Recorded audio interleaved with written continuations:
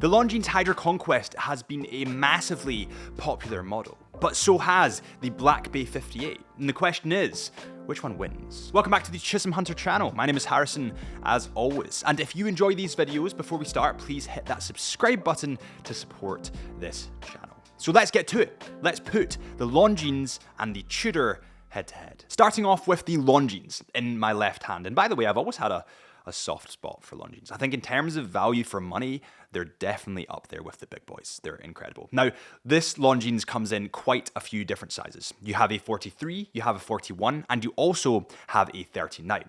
Now, when you look at the Tudor, it comes in at 39, and the sizing is really, really pleasant. However, the Tudor Blancpain 58 only comes in at 39, instead of coming in bigger sizes. If you wanted to go bigger, you'd probably have to go for the new Tudor Blancpain Heritage or one of the old Heritage lines.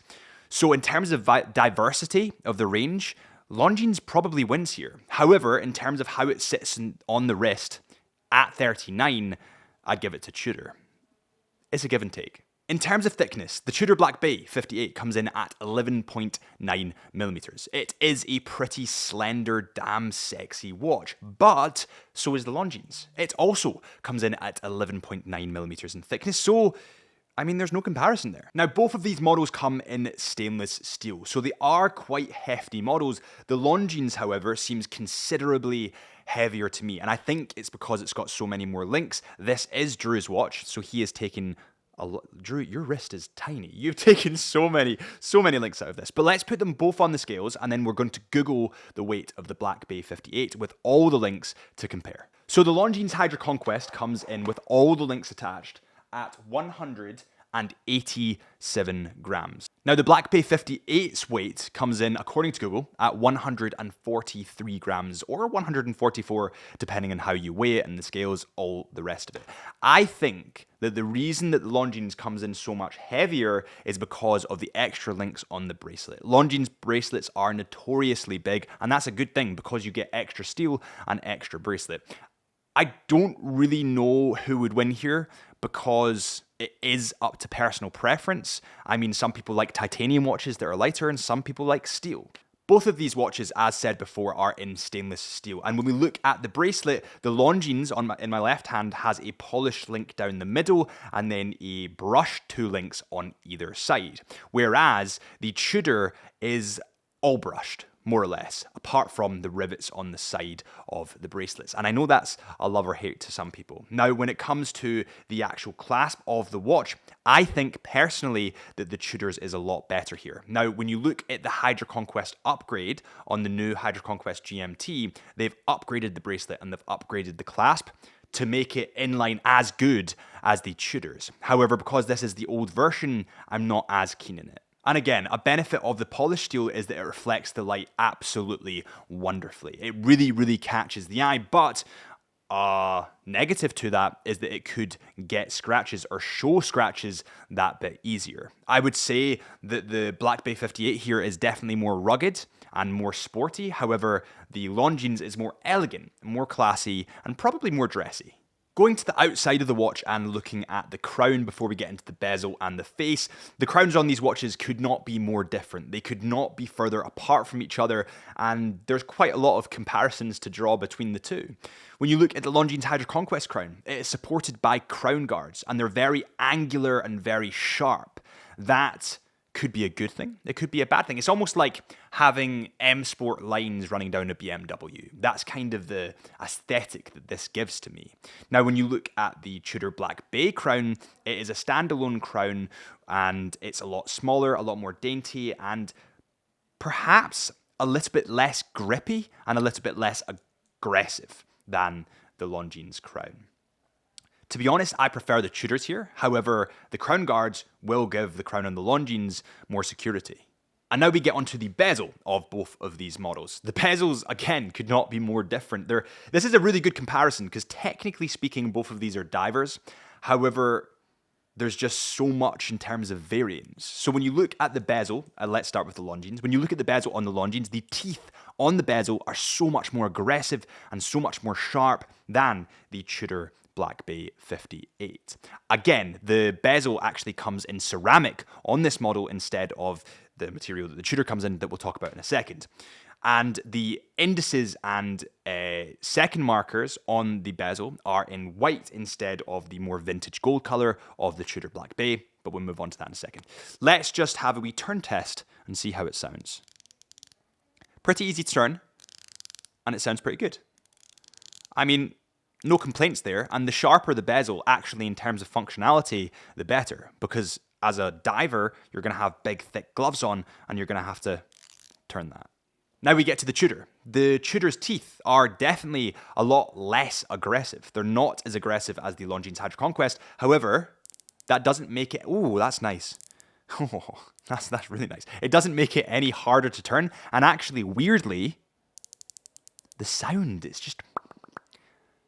I really like that. Now, when you look at the actual detail on the bezel, it has gold, kind of a gold gilt to the numerals, which gives it a more vintage feel. Some people might like that. Technically speaking, it might be not as readable as the white, but the fact it's in gold is a nice touch. It also has a red arrow at the 12 o'clock mark. Again, a really nice detail, which us watch nerds kind of geek out over, which is really cool. Now, the actual material of the bezel is an aluminium disc insert, an anodized aluminium disc insert.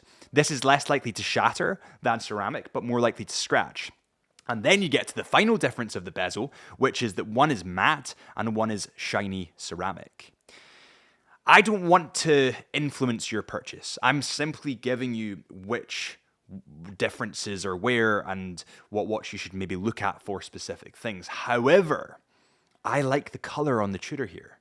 And now we dive into the face of the watch. It's been a while since we've done a versus video, hasn't it? Let me know if you like them in the comments. I think I should do more of them.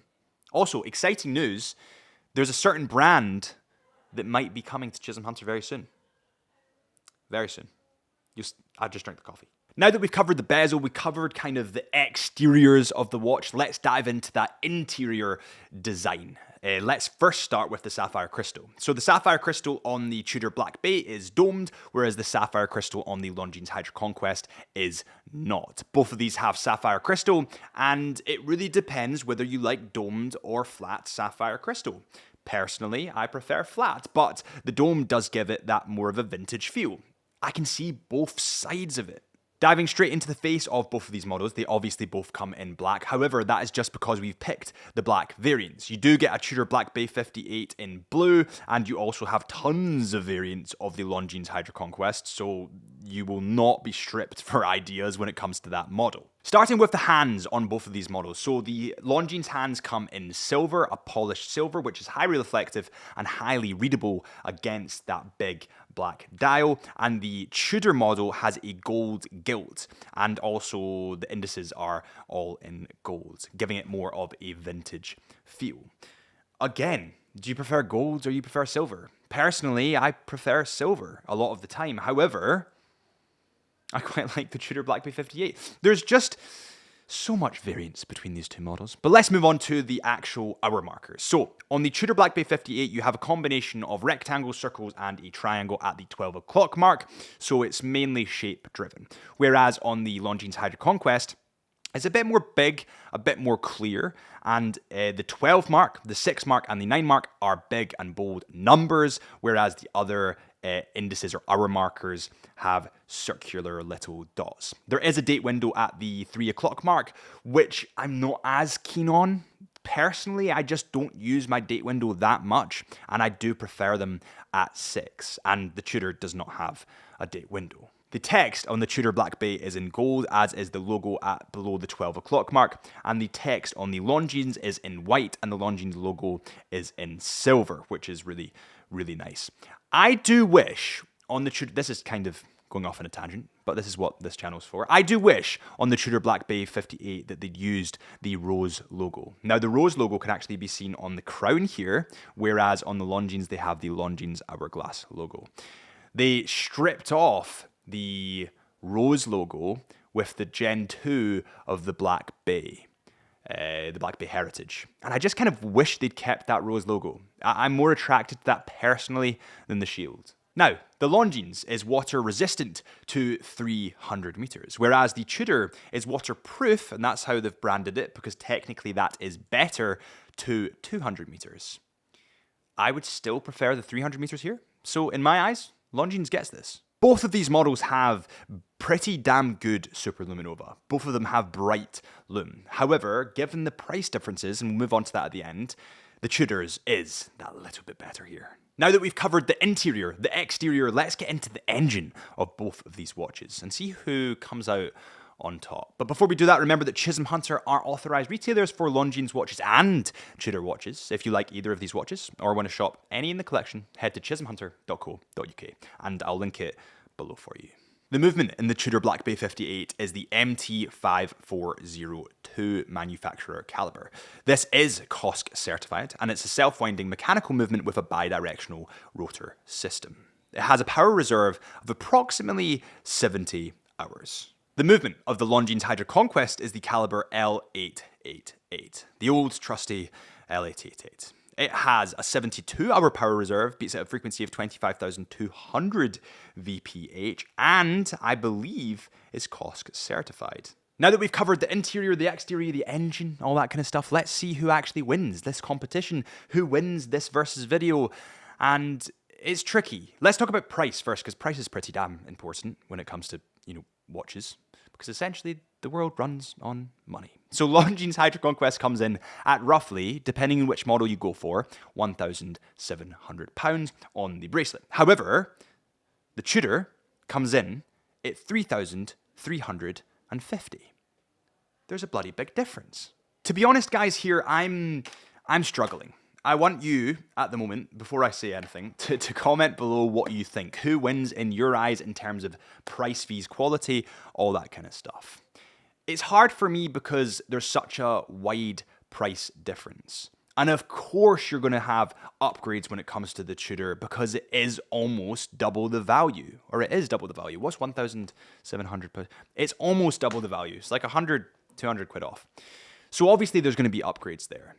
Yeah, I would like the most expensive model because as people we are drawn to the most expensive thing. However, that doesn't discredit Longines in any way because for affordability wise, Longines is incredible.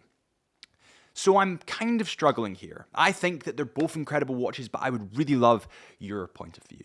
If you enjoyed this video, please hit that subscribe button. Remember, we do have the After Hours Club for our loyal members where we do exclusive videos for you. Make sure you follow Chisholm Hunter Watches, which is our personal Instagram.